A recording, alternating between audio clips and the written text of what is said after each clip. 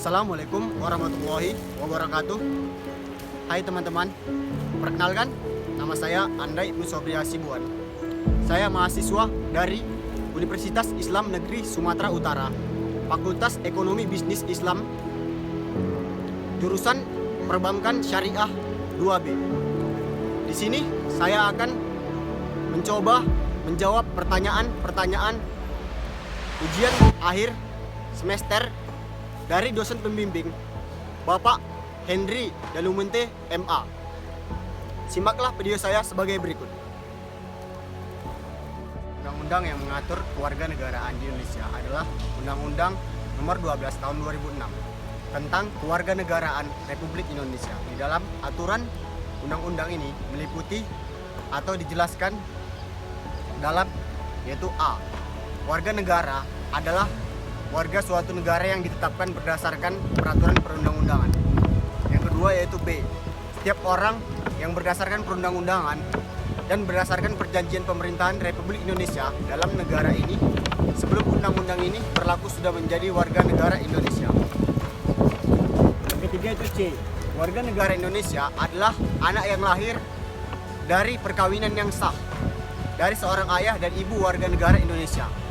Yang keempat yaitu D. Anak warga negara Indonesia yang lahir dari perkawinan yang sah, belum berusia 14 tahun atau belum kawin diakui secara sah oleh ayahnya yang berkeluarga negaraan asing tetap diakui sebagai warga negara Indonesia. Yang kelima yaitu E. Setiap orang yang bukan negara Indonesia diperlakukan sebagai orang asing, yaitu Undang-Undang Nomor 12 Tahun 2006 ini mengandung asas yaitu yang pertama, asas ius Saganisis. Yang kedua yaitu asas ius soli. Yang ketiga yaitu asas kewarganegaraan tunggal. Dan yang terakhir yaitu keempat, asas kewarganegaraan ganda terbatas, yaitu nomor 2. Menurut saya, WNI yang telah bergabung dengan ISIS atau NISIS bukan lagi warga negara Indonesia, karena dia telah rela mengorbankan nyawanya untuk suatu kelompok teroris yang tidak ada satupun negara yang mengakui mereka. Bela negara sendiri aja belum, kenapa bisa harus negara lain? Artinya mereka tidak cinta dengan negara sendiri. Kita tidak boleh membela suatu karena agama, tetapi bukan dengan kekerasan. Islam itu agama yang rahmatan lil alamin, yang di dalamnya tidak ada kekerasan, tidak ada paksaan. Bahkan Nabi tidak memaksakan orang untuk beragama Islam. Jika tidak mau masuk Islam, mereka hanya diberikan suatu dial atau pajak. Kita boleh saja membela negara asing, contohnya Palestina, dengan alasan satu, agama untuk kemerdekaan mereka. Tetapi itu pun harus memiliki izin dari negara kita sendiri, karena tiap warga mempunyai peraturannya sendiri. Dan jika ada di sekeliling saya yang telah bergabung dengan komplotan teroris, saya meragukan kecintaannya terhadap negara sendiri dan belum dapat menerima sepenuhnya. Dan Undang-Undang Indonesia menyatakan mereka akan ditindak pidana lebih dari 15 tahun. Dalam undang-undang anti terorisme dan banyak pendapat dari para ahli, mereka tidak punya banyak pendapat dari hak untuk tinggal di Indonesia. Dengan kata lain, sudah melepaskan warga negaranya. Ketiga, yaitu memeriksa kembali apakah benar mereka merupakan warga Indonesia. Jika benar, maka akan dibicarakan sesuai dengan pasal yang ada, lalu ditindaklanjuti sesuai dengan pasal yang ada di negara kita, dan melakukan berbagai sosialisasi terhadap warganya agar tidak terkait dalam jaringan teroris, dalam memperketat keimanan dan memperkuat hukum yang ada. Yaitu maksudnya ialah jika kita mewarisi Abu Sumpah Pemuda, kita akan merasa puas dengan pencapaian Indonesia sampai saat ini.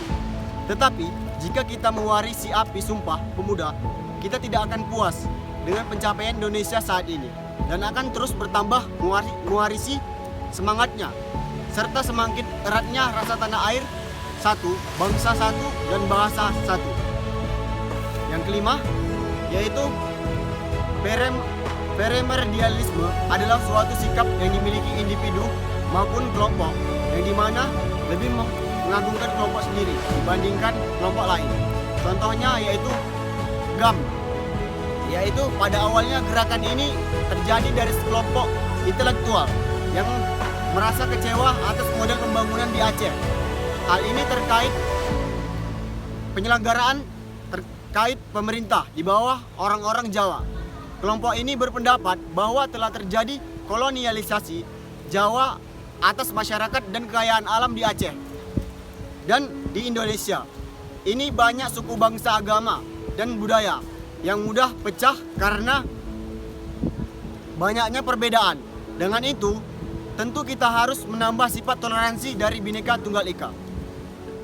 Yang keenam, seperti kita ketahui bahwa negara Indonesia ini tidak boleh memiliki kewarganegaraan ganda. Dapat dilihat dalam Undang-Undang Nomor 2 Tahun 1998 dan pasal-pasal 23 huruf H Undang-Undang Kewarganegaraan. Salah satu hal yang membuat warga negara Indonesia kehilangan kewarganegaraannya.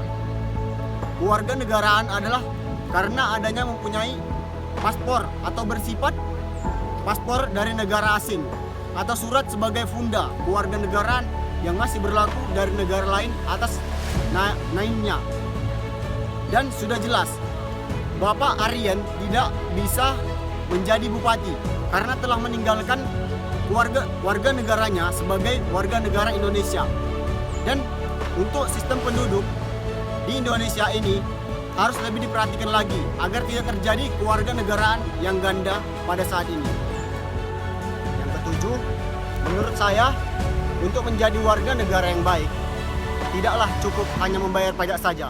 Adapun langkah-langkah yang bisa kita lakukan untuk menjadi warga negara baik adalah sebagai berikut. Yang pertama, turut mencerdaskan kehidupan bangsa. Yang kedua, mengharumkan nama bangsa dengan prestasimu. Yang ketiga, yaitu tetapkan toleransi beragama dalam kehidupan sehari-hari. Yang keempat, yaitu cintailah produk dalam negeri. Yang kelima, yaitu bayar pajak tepat waktu, karena itu bisa membangun infrastruktur seperti jalan, jembatan, sekolah, dan rumah sakit. Kita sebagai warga negara Indonesia perlu sadar bahwa Indonesia adalah negara besar. Kita wajib menjaga keutuhan bangsa dan negara. Mari sama-sama kita mulai perubahan untuk menjadi warga negara yang baik. Kalau bukan kita, siapa lagi? Kalau bukan sekarang, kapan lagi? Terima kasih. Ya, baik teman-teman. Demikianlah tadi jawaban dari saya. Semoga teman-teman dapat memahami dan dapat menerima dengan baik penjelasan dari saya ataupun jawaban dari saya.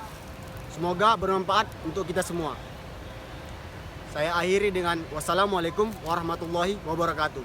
Terima kasih.